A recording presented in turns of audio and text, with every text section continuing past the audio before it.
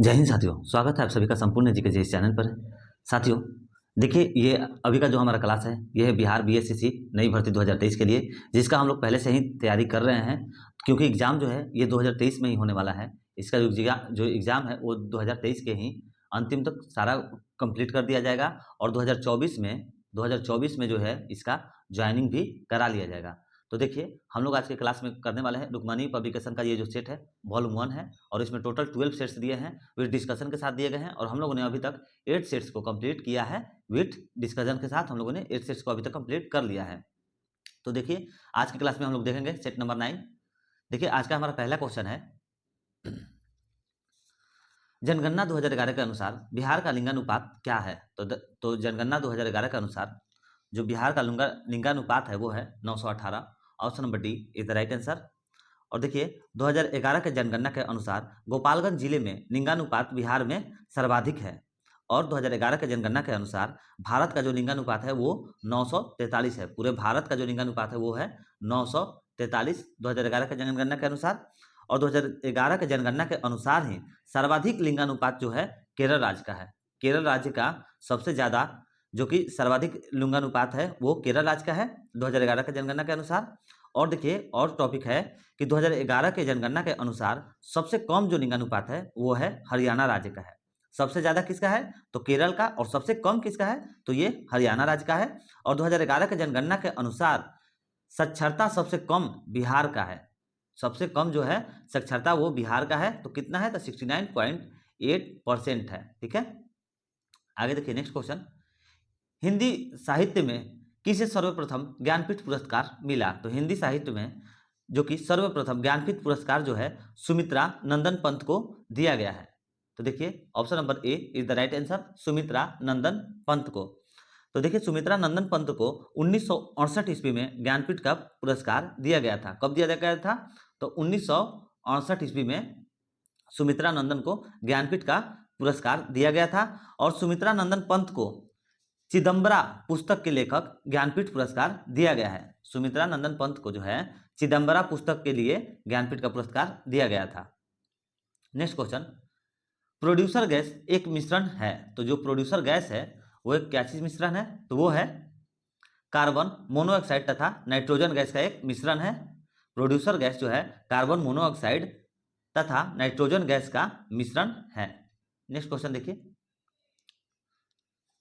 साथियों, इस सेट्स में आप लोगों को एक और सूचना दे दिया जाता है कि इस सेट्स में मैथ और रीजनिंग के सवाल कवर नहीं कराए जा रहे हैं। अगर आप लोगों का डिमांड रहेगा, आप लोगों का अगर मन होगा मैथ और रीजनिंग का भी क्लास करने का, तो आप लोग कमेंट में जरूर बताइए। आप लोगों के अनुसार ही इस चैनल पर वीडियो अपलोड किया जाता है। आप लोगों के अनुसार ही जो आप लोग पढ़ना चाहते हैं वहीं आप लोगों के लिए इस चैनल पर वीडियो बनाया जाता है और आप लोगों को प्रोवाइड कराया जाता है। तो अगर आप लोगों को मैथ रीजनिंग का भी सवाल करना है तो आप लोग कमेंट में प्लीज़ बताइएगा, ताकि अगले टाइम से आप लोगों के लिए एक नया क्लास स्टार्ट कर दिया जाए।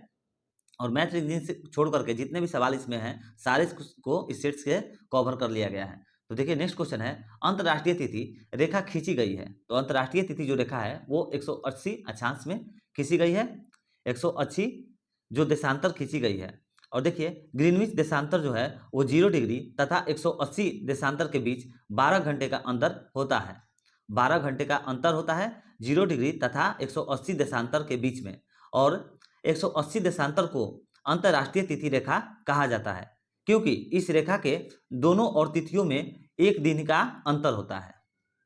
नेक्स्ट क्वेश्चन, हाइपोकेलमिया किसकी कमी से होता है? तो हाइपो जो केलमिया है वो किसकी कमी से होता है? तो इसका राइट आंसर हो जाएगा पोटेशियम की कमी से होता है hypokalemia. Option number B is the right answer. और देखिए कि हाइपोकेलमिया का प्रमुख कारण पोटेशियम लेवल में गिरावट है, और जो आमतौर पर खराब आहार सेवन के कारण होता है। और पोटेशियम के द्वारा ताप का नियंत्रण भी होता है, ये भी आप लोग याद रखिएगा, पोटेशियम के द्वारा ताप का नियंत्रण भी होता है।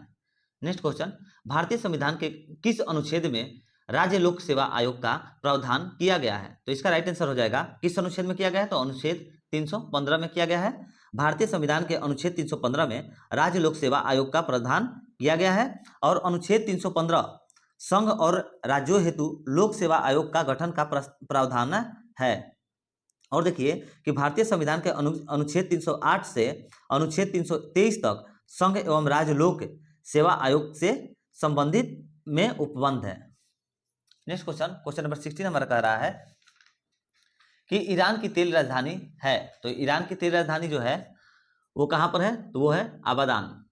Option number D is the right answer. Iran की तेल राजधानी आबादान है और आबादान से प्रति वर्ष लगभग 33 मिलियन बैरल तेल प्राप्त किया जाता है। कितना? 33 मिलियन बैरल तेल जो है वो इबादान से प्रति वर्ष, एक वर्ष में प्रदान किया जाता है। और ईरान में प्रति वर्ष लगभग 85 मिलियन बैरल तेल का उत्पादक किया जाता है। कितना? 85 बिलियन जो है बैरल तेल का उत्पादन किया जाता है। नेक्स्ट क्वेश्चन, पोनिसिलियन उदाहरण है, तो पोनिसिलियम जो है ये एक कवक का उदाहरण है। Option number B is the right answer. Penicillium जो है वो एक कवक का उदाहरण है। नेक्स्ट क्वेश्चन देखिए, किसको 11वीं अनुसूची में शामिल नहीं किया गया है, तो किसको जो है 11वीं अनुसूची में शामिल नहीं किया गया है, तो इसका राइट आंसर हो जाएगा आर्थिक एवं सामाजिक विकास के लिए नियोजन। Option number B is the right answer. देखिए 11वीं सूची में आर्थिक एवं सामाजिक विकास के लिए नियोजन शामिल नहीं है। और देखिए 11वीं अनुसूची का जो संबंध है वो पंचायती राज्य से है। 11वीं जो अनुसूची है इसका संबंध जो है पंचायती राज्य से है। और 11वीं अनुसूची में 29 विषयों को रखा गया है। 11वीं जो अनुसूची है इसमें टोटल 29 विषय को रखा गया है। और 11वीं एवं 12वीं अनुसूची को 1992 ईस्वी में संविधान संशोधन द्वारा जोड़ा गया है। 11वां और 12वां जो अनुसूची है इसे 1992 ईस्वी में संविधान संशोधन द्वारा जोड़ा गया है। नेक्स्ट क्वेश्चन, दूरबीन के खोजकर्ता कौन है, तो दूरबीन के जो खोजकर्ता है वो है, राइट आंसर हो जाएगा दूरबीन के खोजकर्ता हेंज लिप्रस्या है। Option number B is the right answer. Hans Lippershey. देखिए दूरबीन का जो खोज किया था वो थे हेंज लिप्रस द्वारा किया गया था। और हेंज लिप्रस ने 1608 में दूरबीन का आविष्कार जो है किया था। और 1608 में जो है वो दूरबीन का जो नाम था वो था किगकेर था। किगकेर दूरबीन का नाम क्या था, तो किगकेर था। इसे आप लोग याद रखिएगा, KIGKER किगकेर था इस दूरबीन का नाम। नेक्स्ट क्वेश्चन, गन्ना प्रजनन संस्थान कहाँ अवस्थित है, तो गन्ना प्रजनन जो संस्थान है वो अवस्थित है हमारा कोयम्बटूर में है। Option number A is the right answer. Coimbatore में गन्ना प्रजनन संस्थान अवस्थित है। और कोयम्बटूर सूती वस्त्र के लिए भी प्रसिद्ध है।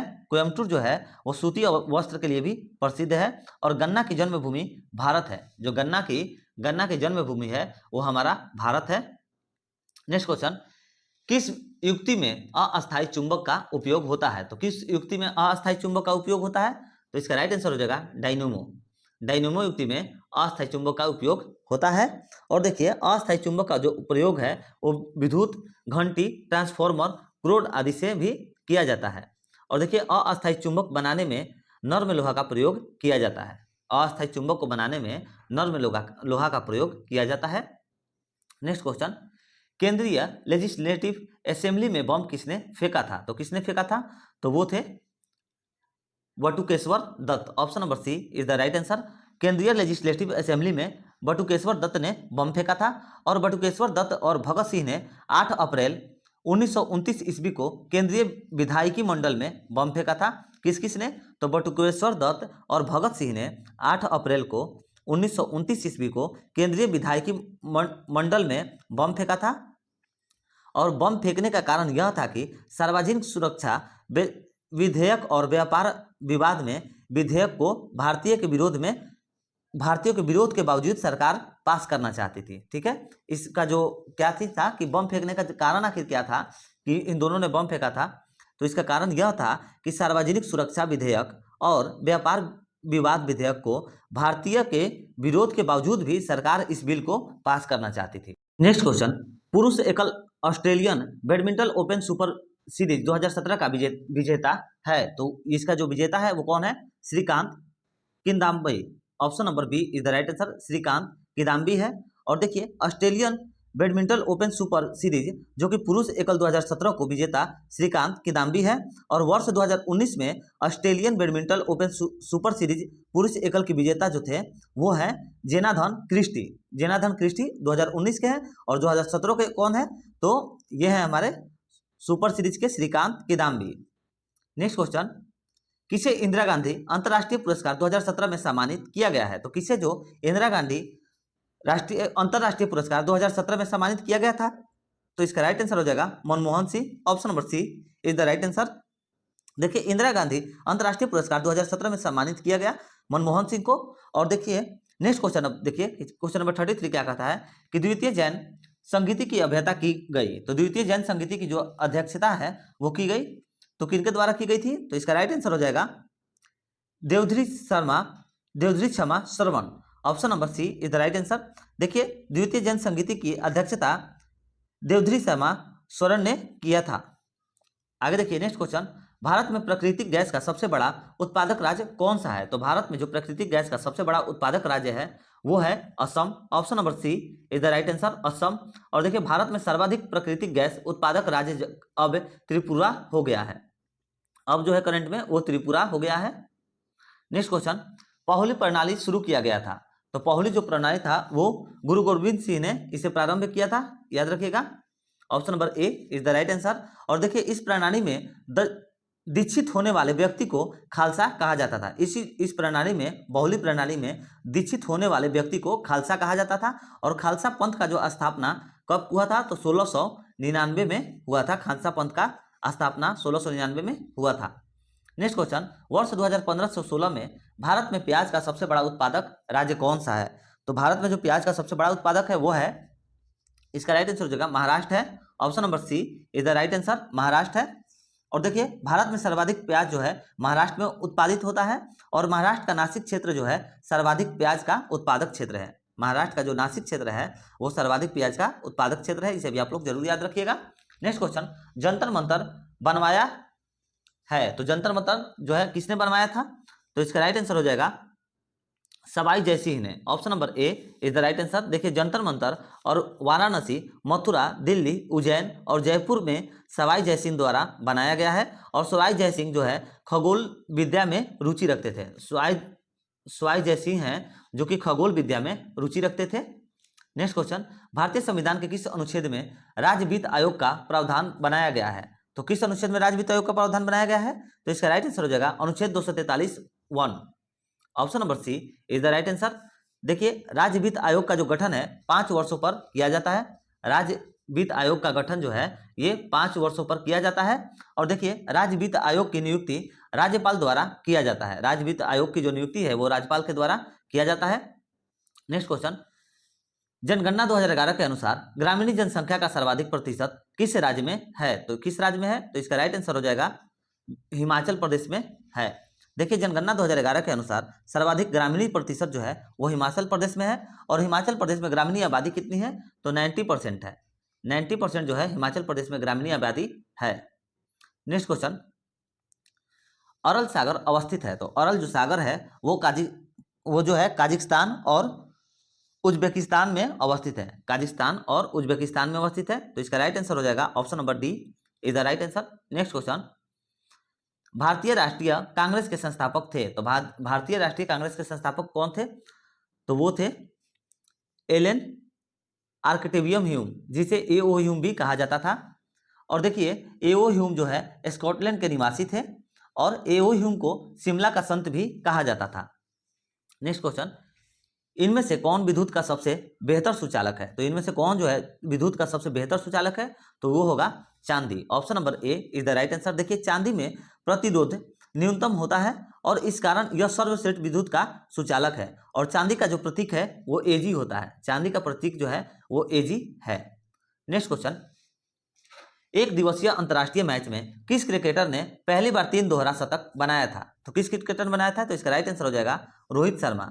देखिए एक दिवसीय अंतर्राष्ट्रीय मैच में रोहित शर्मा ने रिकॉर्ड 3 दोहरा शतक बनाया है। ठीक है, आगे देखिए नेक्स्ट क्वेश्चन, सड़क के परावर्तित लैंप में क्या उपयोग होता है? तो सड़क के जो परावर्तित लैंप में उपयोग होता है वो है उत्तल दर्पण। Option number C is the right answer. सड़क के परावर्तित लैंप में उत्तल दर्पण का प्रयोग किया जाता है। नेक्स्ट क्वेश्चन, उकाई परियोजना किस नदी पर अवस्थित है?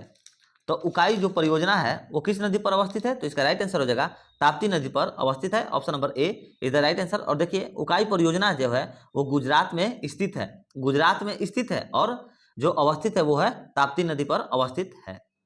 नेक्स्ट क्वेश्चन, भारत में दूसरी सबसे बड़ी नदी कौन सी है? तो भारत में दूसरी सबसे बड़ी नदी जो है वो है Godavari. Option number C is the right answer. Bharat में सबसे दूसरी जो है बड़ी नदी वो है गोदावरी, जिसका लंबाई है वो 1465 किलोमीटर है। गोदावरी का लंबाई कितना है? 1465 किलोमीटर है। और जो भारत में, जो कि भारत से होकर के बहने वाली सबसे लंबी नदी, जो कि विश्व की सबसे लंबी नदी, वो है ब्रह्मपुत्र नदी, जिसका लंबाई है 2900 किलोमीटर।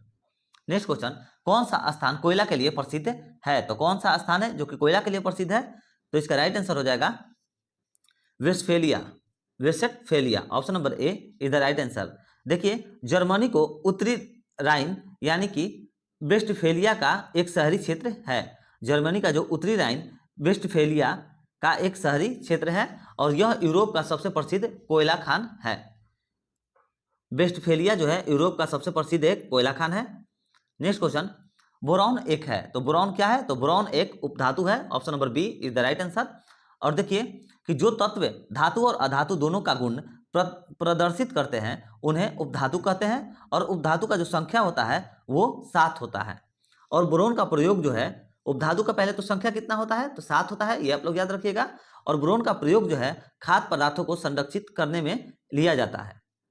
नेक्स्ट क्वेश्चन, राष्ट्रीय गोकुल मिशन शुरू किया गया। तो राष्ट्रीय गोकुल जो मिशन है वो जुलाई 2014 को शुरू किया गया। Option number A is the right answer. Next question, question number 80 है कि गांधी इरविन समझौता कब हुआ था? तो गांधी इरविन समझौता जो हुआ था वो हुआ था 5 मार्च 1931 में हुआ था। गांधी इरविन समझौता 5 मार्च 1931 में हुआ था। और इस समझौता के द्वारा सविनय अवज्ञा आंदोलन को स्थगित किया गया था। इरविन समझौता के द्वारा सविनय अवज्ञा आंदोलन को स्थगित किया गया था। और गांधी इरविन समझौता को दिल्ली समझौता भी कहते हैं। गांधी इरविन समझौता को जो है दिल्ली समझौता भी कहते हैं। नेक्स्ट क्वेश्चन, विजय स्तंभ बनवाया है। तो विजय स्तंभ किसने बनवाया है? तो ये बनाया है राणा कुंभ ने बनवाया है। Option number C is the right answer. Vijay Stambh Rana कुंभ ने बनाया है। और राणा कुंभ ने चित्तौड़ में विजय स्तंभ को बनवाया था। और राणा कुंभ का संबंध जो है वो मेवाड़ राज्य से है। राणा कुंभ का जो संबंध है वो मेवाड़ राज्य से है। और विजय स्तंभ को कीर्ति स्तंभ के नाम से भी जाना जाता है। विजय स्तंभ को कीर्ति स्तंभ के नाम से भी जाना जाता है। और यह किला जो है वो बेराच नदी के किनारे स्थित है। जो यह किला है विजय स्तंभ, ये बिराच नदी के किनारे स्थित है। नेक्स्ट क्वेश्चन, विद्युत क्षमता का एसआई मात्रक क्या है? तो विद्युत क्षमता का जो एसआई मात्रक है वो हो जाएगा farad. Option number D is the right answer. Next question, grand anti मरुस्थल कहाँ अवस्थित है? तो ग्रेट एंटी जो मरुस्थल है वो ऑस्ट्रेलिया में अवस्थित है। ग्रेट एंटी मरुस्थल ऑस्ट्रेलिया में अवस्थित है, इसे आप लोग जरूर याद रखिएगा। Option number C is the right answer. Next question, माचिस के निर्माण में किसका उपयोग होता है? तो माचिस के निर्माण में जो है वो लाल फास्फोरस का उपयोग होता है।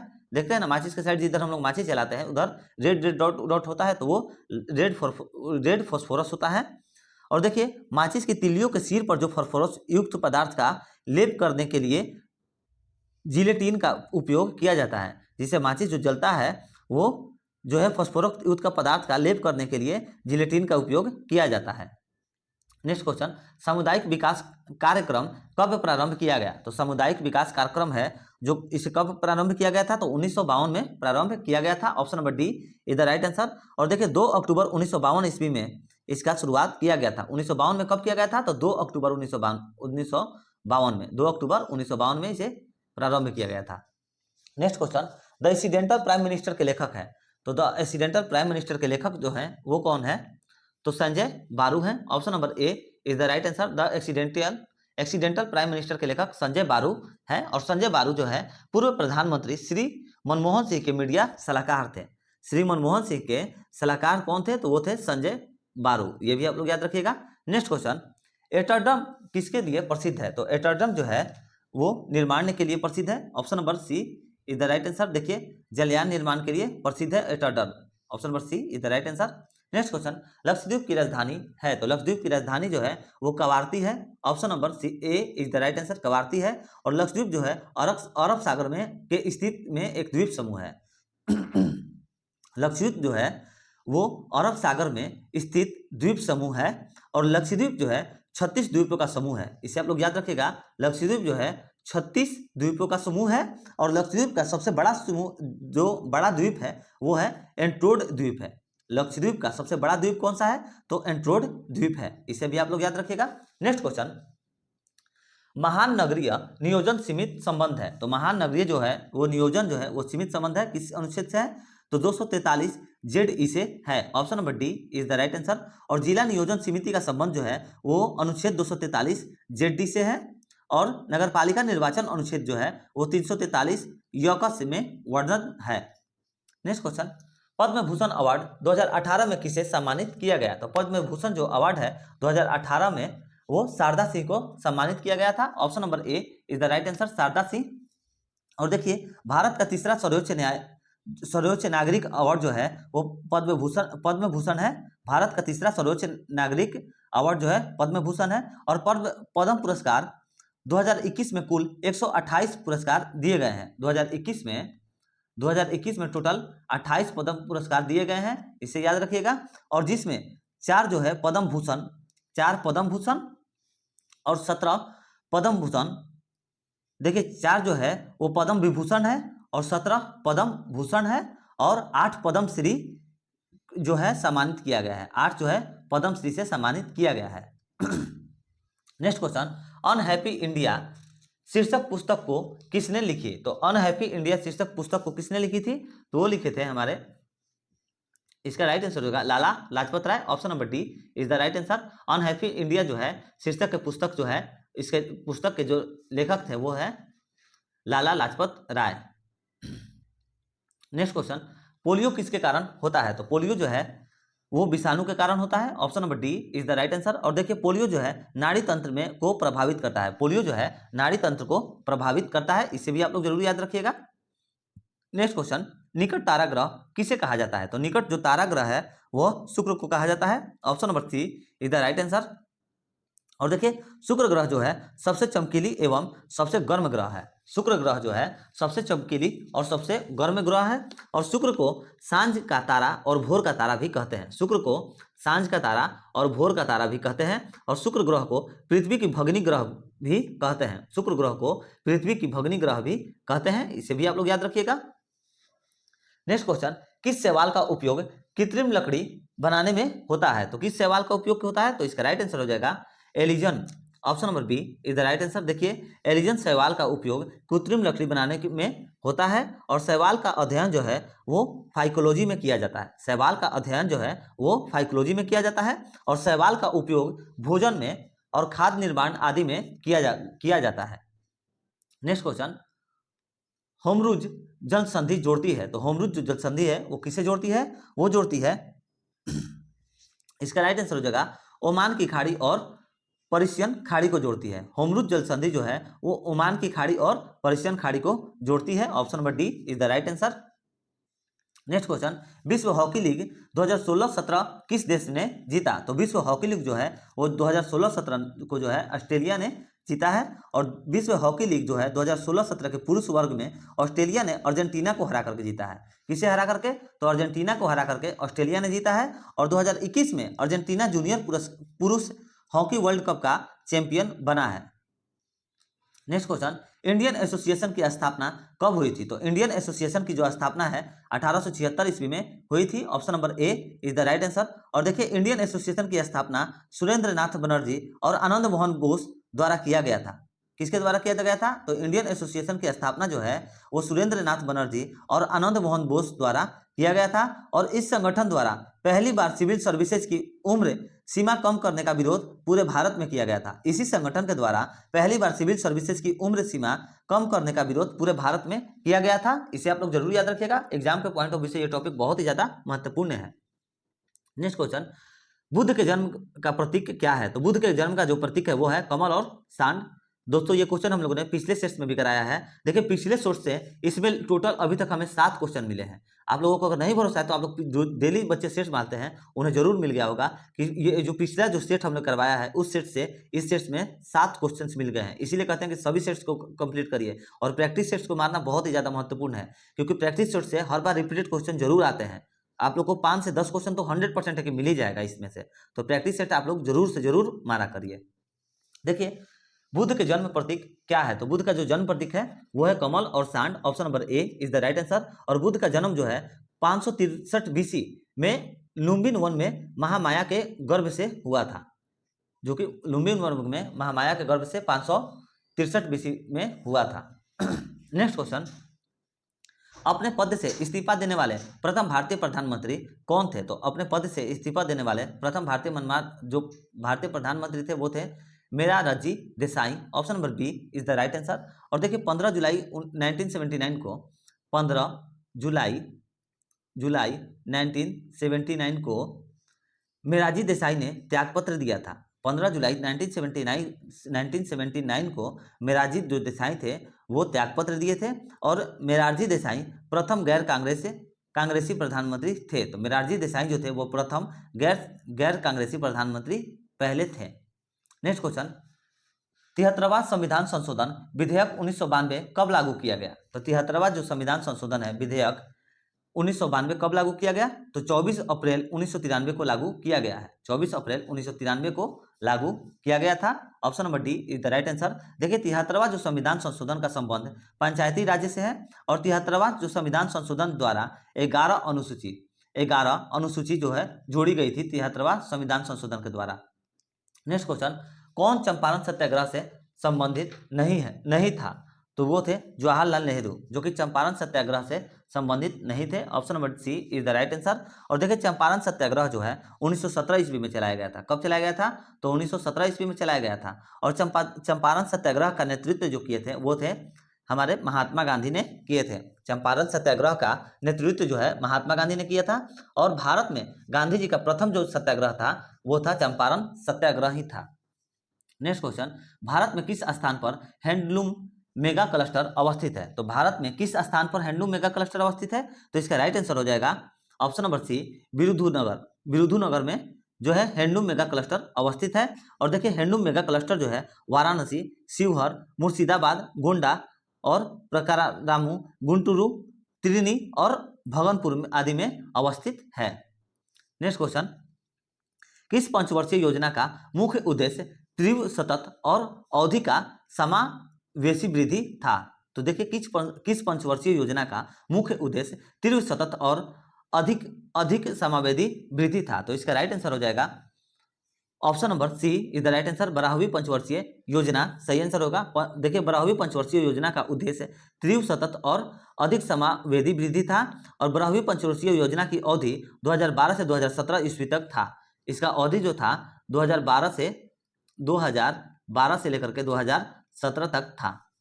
देखिए 12वीं पंचवर्षीय योजना की अवधि 2012 से 2017 ईस्वी तक था। और योजना आयोग की स्थापना 15 मार्च को 1950 में किया गया। योजना आयोग जो था इसका स्थापना 15 मार्च 1950 को किया गया। और 1 जनवरी 2015 को योजना आयोग का जो नाम बदल करके नीति आयोग रख दिया गया है। इसे भी आप लोग जरूर याद रखिएगा। ये क्वेश्चन कई बार पूछे जा रहे हैं अभी के एग्जाम्स में, लेटेस्ट एग्जाम में, हर एग्जाम में लगभग पूछे गए हैं। और तो इस बार भी पक्का है कि पूछेगा कि 1 जनवरी 2015 से, देखिए पहले है कि योजना आयोग की स्थापना 15 मार्च 1950 को किया गया था। और 1 जनवरी 2015 से इसका नाम जो है योजना आयोग का नाम बदल करके नीति आयोग नाम रख दिया गया था। ठीक है। नेक्स्ट क्वेश्चन, बागुरुम्बा नृत्य कहाँ किया जाता है? तो बागुरुम्बा जो नृत्य है वो असम में किया जाता है। Option number D is the right answer. Next question, Sarva Shiksha Abhiyan कब शुरू किया गया? तो सर्व शिक्षा जो अभियान है वो कब शुरू किया गया? तो 2000 ईस्वी में प्रारंभ किया गया था। Option number C is the right answer. देखिए सर्व शिक्षा अभियान जो है 2000 से 2001 में प्रारंभ हुआ था। तो इसका राइट आंसर हो जाएगा 2000, क्योंकि पहले 2000 ही आता है ना। 2001 से प्रारंभ किया गया था। तो इसका शुरू जो कब किया गया था? तो 2000 में ही शुरू किया गया था। नेक्स्ट क्वेश्चन, टेरेलिन का उपयोग किया जाता है। तो टेरेलिन का उपयोग जो है वो गारमेंट में किया जाता है। Option number B is the right answer. और देखिए टेरेलिन जो कृत्रिम है वह एक धागा है। टेरेलिन क्या है? वह एक धागा है और जिससे चमकदार टिकाऊ कपड़ों को बनाया जाता है। ठीक है। नेक्स्ट क्वेश्चन, गेल की स्थापना कब हुई थी? तो गेल की स्थापना 1984 ईस्वी में हुई थी। Option number A is the right answer. और इसकी स्थापना 1984 में कब हुई थी? तो 16 अगस्त 1984 ईस्वी में हुई थी। ठीक है, 16 अगस्त 1984 ईस्वी में हुई थी। और गेल का जो पूरा नाम है वो है gas authority of India limited है। Gas authority of India limited जो है गेल का पूरा नाम है। आगे देखिए नेक्स्ट क्वेश्चन, कोरेलू झील किस राज्य में अवस्थित है? तो जो कोलेरू झील है वो आंध्र प्रदेश में अवस्थित है। Option number B is the right answer. और देखिए ये ताजे पानी का झील है। कोरेलू झील जो है वो ताजे पानी का झील है और कोरेलू झील का क्षेत्रफल 245 वर्ग किलोमीटर है। कोलेरू झील का जो क्षेत्रफल है वो 245 वर्ग किलोमीटर है। नेक्स्ट क्वेश्चन, निम्नलिखित में से किसे मत्स्य वर्ग में शामिल नहीं किया जाता है? तो मत्स्य वर्ग में किसे शामिल नहीं किया जाता है?